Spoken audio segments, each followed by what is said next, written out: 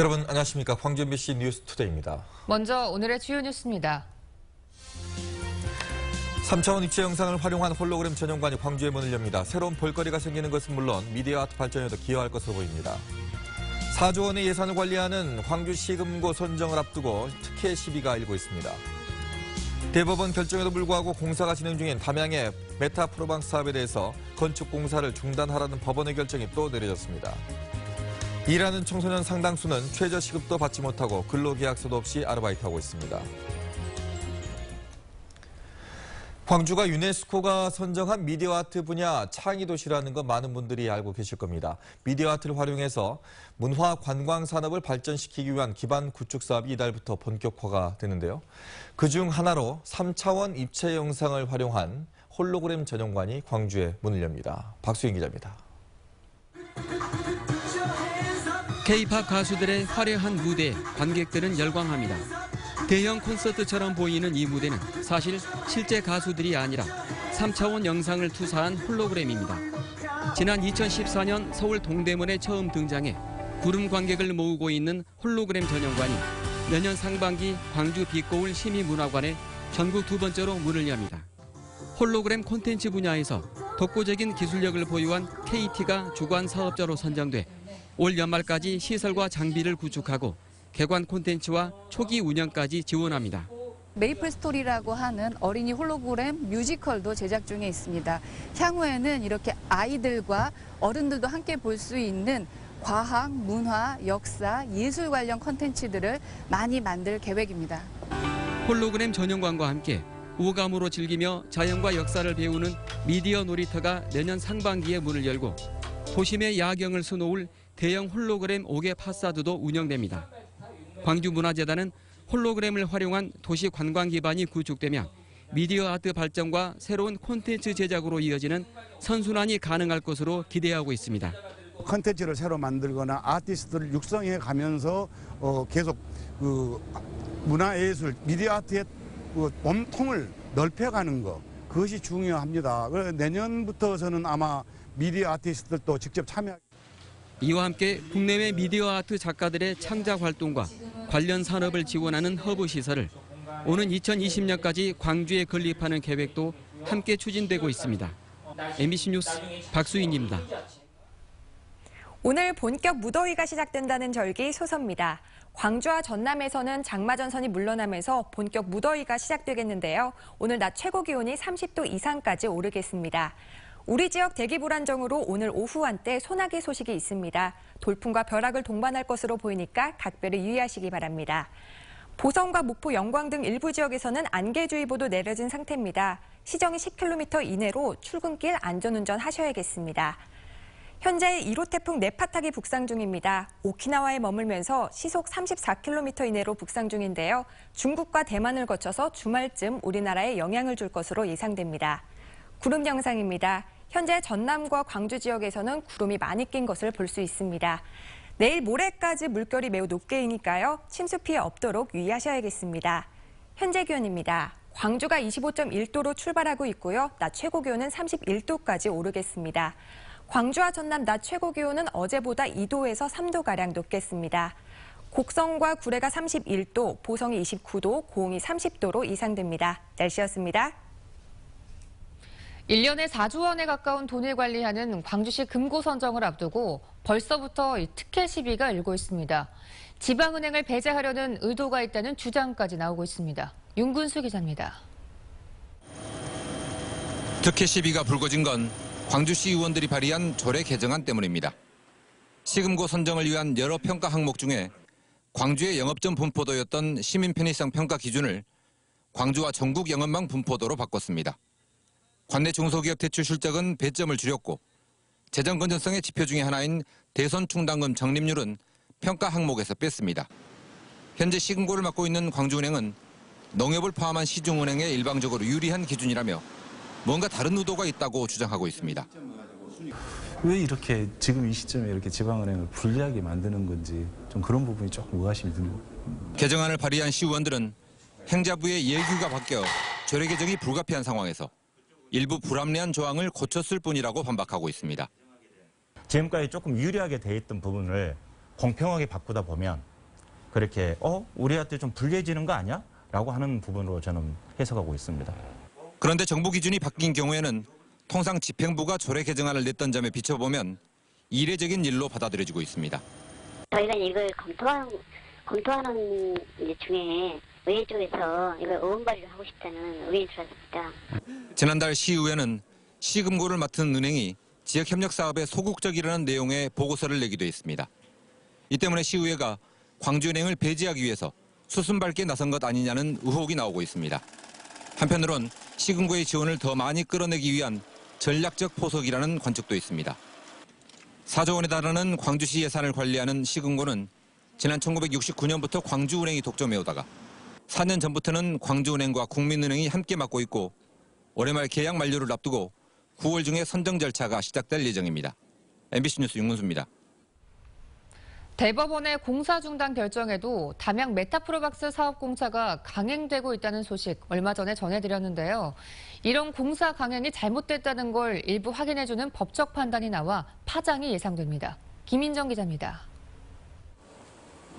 근로자들이 바쁘게 움직이며 건축 공사를 하고 있는 담양 메타프로박스 사업 현장입니다. 사업 인가의 효력을 정지한다는 대법원의 결정에도 불구하고 공사는 석 달째 진행되고 있습니다. 사법 무시라는 논란 속에 보다 못한 토지 원소유주 박모 씨는 공사를 중단시켜달라며 광주지방법원에 가처분을 신청했습니다. 법원은 대법원의 최종 선고가 날 때까지 공사를 중지해야 한다며 박 씨의 손을 들어줬습니다. 대법원 판결 전에 공사가 진행되면 나중에는 원상 회복이 어려워진다는 점을 이유로 들었습니다.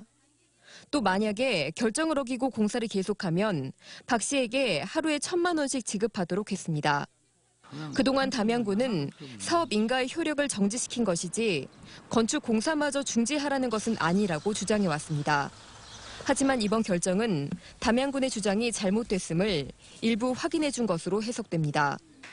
이번 결정은 전체 사업 지역 중에서 가처분 신청을 낸 박 씨의 땅에만 해당하지만 비슷한 소송이나 가처분 신청이 잇따를 경우 파장이 커질 것으로 보입니다. MBC 뉴스 김인정입니다. 청소년 노동 인권 문제가 최근 사회적 이슈로 떠오르고 있지만 여전히 여건은 개선되지 않고 있습니다. 청소년 상당수는 최저시급도 받지 못하고 근로계약서도 없이 아르바이트하고 있습니다. 최진수 기자입니다. 학교 수업이 끝난 뒤 그리고 방학 기간 중에 아르바이트를 하는 청소년들이 늘고 있습니다. 2명 가운데 1명꼴로 아르바이트 경험이 있습니다. 하지만 근무 시간과 임금 등을 명시하는 근로계약서조차 없이 아르바이트를 하고 있습니다. 저 아르바이트 하는데 근로계약서 써본 적도 없고 그거에 대해서 한 번도 들어본 적도 없어요. 청소년 노동인권 실태 조사 결과 근로계약서를 작성하지 않고 아르바이트를 한 청소년은 10명 가운데 8명에 이릅니다. 지난해 조사 때보다 오히려 15%포인트 넘게 늘었습니다. 응답자 가운데 42%는 최저시급 이하의 적은 돈을 받고 일하는 것으로 분석됐습니다. 일부 업주들은 청소년 아르바이트생에게 수습기간에 임금을 주지 않고 지각하면 벌금을 매기는 등 근로기준법을 위반하고 있습니다. 전남 청소년인권상담센터는 편의점 등 청소년 사업장에 대한 집중 점검과 함께 수시감독 시행을 촉구했습니다. 청소년들을 고용하는 사업장들 노동인권 교육이 고용노동부 차원에서 계획적으로 그리고 지속적으로 진행이 되어야 될 필요가 있다라는 말씀. 현재 전남 지역 37개 특성화고를 대상으로 청소년 노동인권 교육이 이루어지고 있습니다. 하지만 1년 동안 교육 시간은 한두 시간에 불과하고 일반계 학생들은 교육 대상에서도 빠져 있습니다. MBC 뉴스 최진수입니다. 기아자동차가 국내 공장 가운데 광주 공장이 계획 생산량에서 주력 공장으로 올라섰습니다. 기아차에 따르면 국내 4개 공장의 계획 생산량이 광주 공장은 53만 1,200대, 화성 공장은 53만 대에 이릅니다. 광주 공장이 화성 공장의 계획 생산량을 넘어선 것은 창사 이래 처음입니다. 카렌스와 스포티지, 소울 등을 생산하는 광주 공장은 지난해 사상 처음으로 매출액 10조 원을 돌파했습니다. 광주상공회의소가 국내에서 연수 중인 외국인 공무원과 광주 수출 기업을 연계해주는 사업을 시행합니다. 사업 참가 자격은 광주 중소기업 가운데 영어로 의사소통이 가능한 업체면 되고 외국 공무원이 2달 동안 매주 2차례 이상 업체를 방문해 수출 활동을 지원합니다. 광주 상인은 전남대 MBA 과정에 있는 아프리카, 아시아, 오세아니아 등의 현직 고위 공무원 17명을 선정해 지역 기업들의 해외 시장 진출을 위한 교두보로 삼을 방침입니다.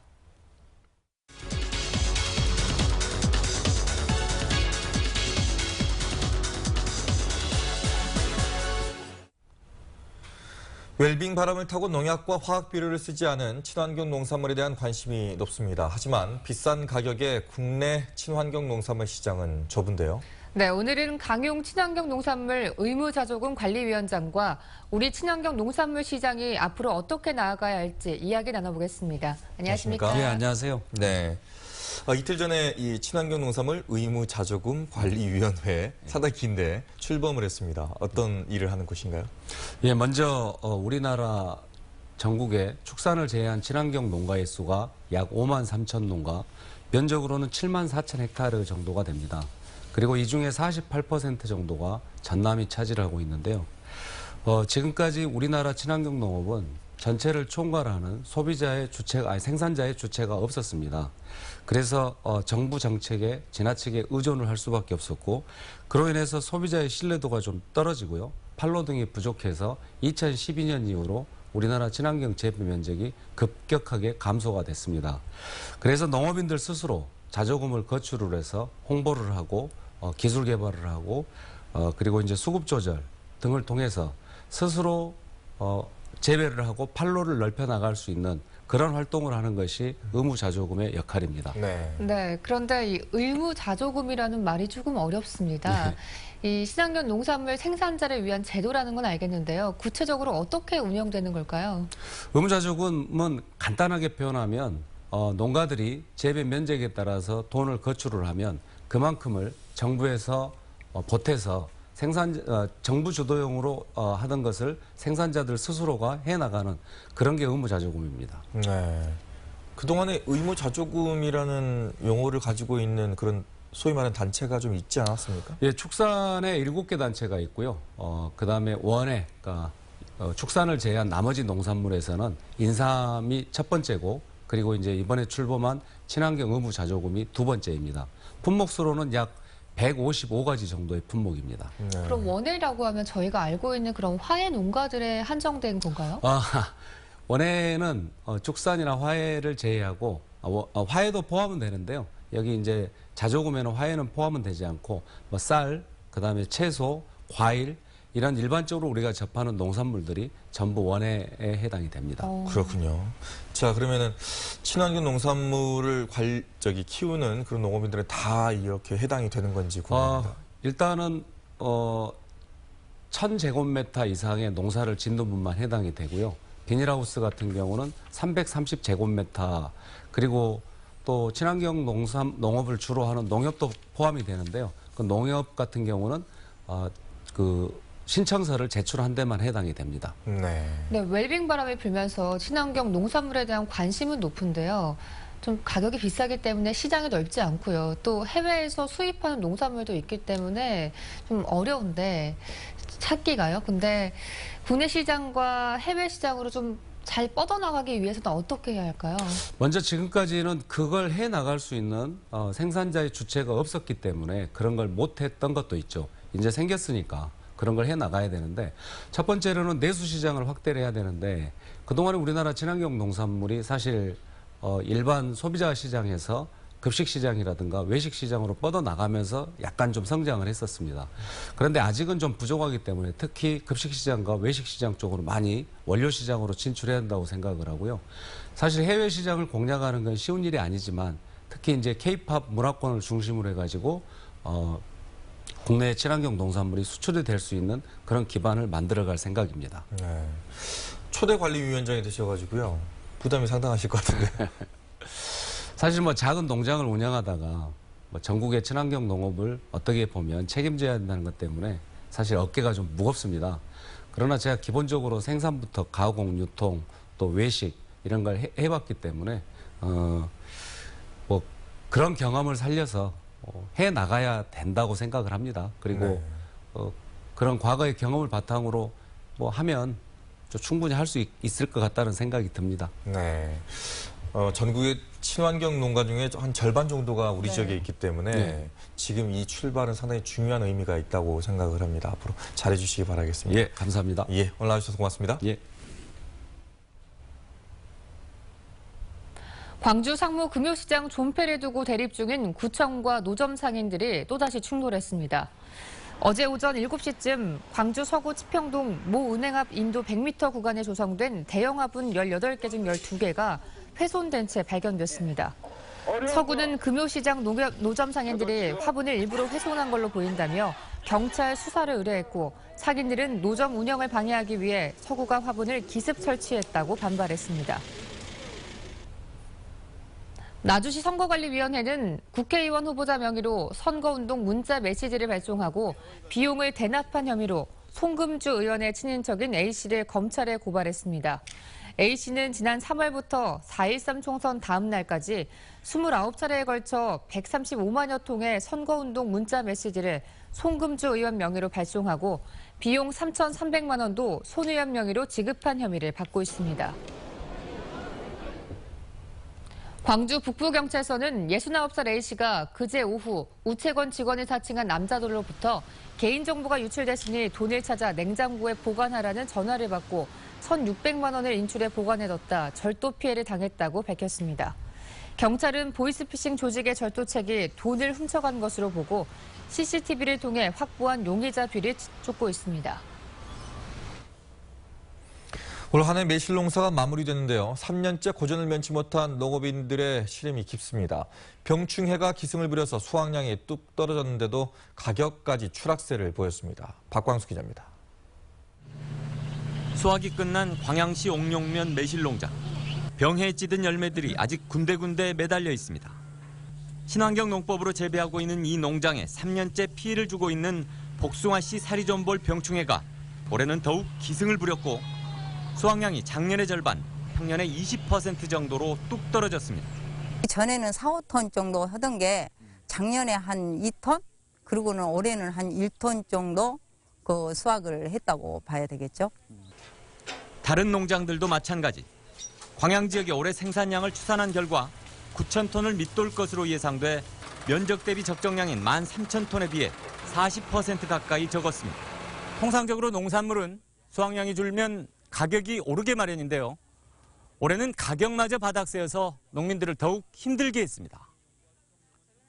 2013년 가락시장 출하 평균 가격은 킬로그램당 2,890원. 이듬해 반값 수준으로 폭락한 뒤 비슷한 가격대를 이어가다 올해는 추산 평균 가격이 1,400원대 이하로 더 떨어질 것으로 보입니다. 가락시장 도매시장의 이야기가 소비가 좀 안 일어난다. 소비가 계속 침체되고 소비가 둔화된다. 지금 그런 이야기를 계속 하거든요. 불과 몇 년 전까지만 해도 고소득 작목으로 각광을 받다 이제는 끝없는 뒷걸음질을 이어가는 매실농업. 보다 근본적인 대안과 활로 농가 지원 대책이 필요한 시점입니다. MBC 뉴스 박광수입니다. 담양 한과가 세계 최대 온라인 기업인 알리바바 그룹을 통해서 중국 수출길에 올랐습니다. 담양군은 담양 한과와 중국 알리바바 그룹이 지난 4월 수출 계약을 맺은 데 이어서 이달 초 4만 6천만 달러의 상당의 한과 상품을 수출했다고 밝혔습니다. 담양 한과는 올해 말까지 50만 달러어치를 수출하고 내년부터 연간 200만 달러의 한과 상품을 수출할 계획입니다. 곡성군이 내년을 채무 제로 원년으로 선언하고 부채 상환을 위한 기금 정비에 나섭니다. 곡성군은 법정기금을 제외한 6개 기금 예산에 대해서 재정 상태와 운용 성과를 분석해 존치 필요성이 낮은 기금을 폐지하고 채무 상환 예산을 확보하기로 했습니다. 곡성군의 채무는 민선 6기 들어서 경상 경비를 줄이는 노력을 통해서 현재 채무가 27억 9천여만 원으로 줄었습니다.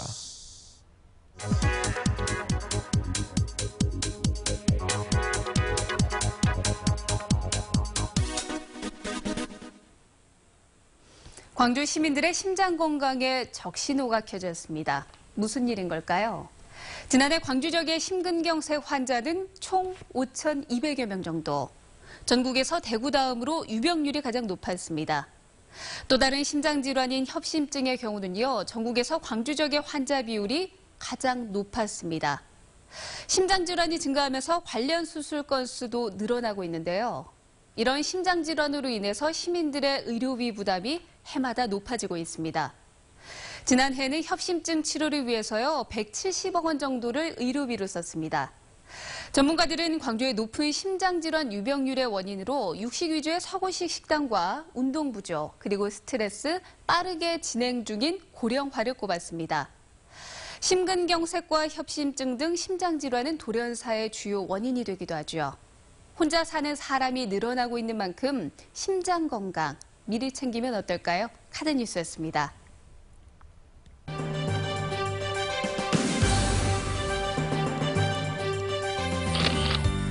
1913 송정역 시장의 지속 가능한 발전을 위해서 광산구와 광전남 중소기업청 상인회가 업무 협약을 맺었습니다. 국제로터리 3710지구 광주 로터리 클럽 제57대 손재은 회장 임식과 제58대 이정옥 회장의 취임식이 열렸습니다. 전남대학교 농업생명과학대학 학생들이 미래 소재 아이디어 경진대회에서 우수상을 받았습니다. 동강대학교가 빛가람 혁신도시 공공기관과 활발한 교류를 위해 한전과 농어촌공사를 방문했습니다. 신용보증기금이 창립 40주년을 맞아 김대중 컨벤션센터에서 기업 대표와 유관기관장 등을 초청해 신보 포럼을 개최했습니다. 포럼에서는 김용덕 고려대 경영대학 교수가 강사로 나서 세계 경제 변화 속에 한국 경제를 진단하고 지역 기업의 발전 방향을 제시했습니다. 광주 문화예술회관 공연장 옆에 갤러리가 새로 문을 열었습니다. 문예회관 대극장과 소극장 사이 150여 평 여유 공간에 마련된 갤러리는 미술작품 전시 공간과 휴게시설 등이 갖춰져 있고 오후 1시부터 8시까지 시민들에게 무료로 개방됩니다. 갤러리 개관을 기념해 아프리카 현대미술전이 이달 말까지 열리고 지역 젊은 작가 초대전 등 6개의 기획전이 올 연말까지 계속됩니다. 기아 타이거즈가 양현종의 역투와 이범호의 결승타에 힘입어 KT를 꺾고 4연패에서 탈출했습니다. 기아는 수원에서 열린 KT와의 시즌 6차전에서 이범호의 결승 2점 홈런 등으로 7대0 완승을 거두며 5위 롯데를 한 경기 차로 추격했습니다. 선발 양현종은 6이닝 동안 5피안타, 3탈 3진 무실점 호투로 시즌 4승째를 챙겼습니다. 기아 타이거즈 선수 4명이 감독 추천 선수로 프로야구 올스타전에 나서게 됐습니다. 프로야구 나눔 올스타 김경문 감독은 나지안과 헥터, 홍건희와 백용환 등 기아 선수 4명을 감독 추천 선수로 선정했습니다. 이에 앞서 김주찬 선수는 지난 4일 팬투표와 선수단 투표를 거쳐 나눔 올스타 외야수에 뽑혔습니다. 올스타전은 오는 16일 서울 고척 스카이돔에서 열립니다. 광주시립도서관이 여름방학을 맞아 어린이들 대상으로 독서교실 참가자를 받고 있습니다. 무등도서관과 사직도서관, 산수도서관 등은 초등학교 4학년에서 6학년까지의 학생 30명을 대상으로 역사와 인문학 등을 주제로 독서교실을 진행합니다. 참가를 원하는 학생은 각 도서관 어린이실을 찾거나 전화로 접수하면 됩니다.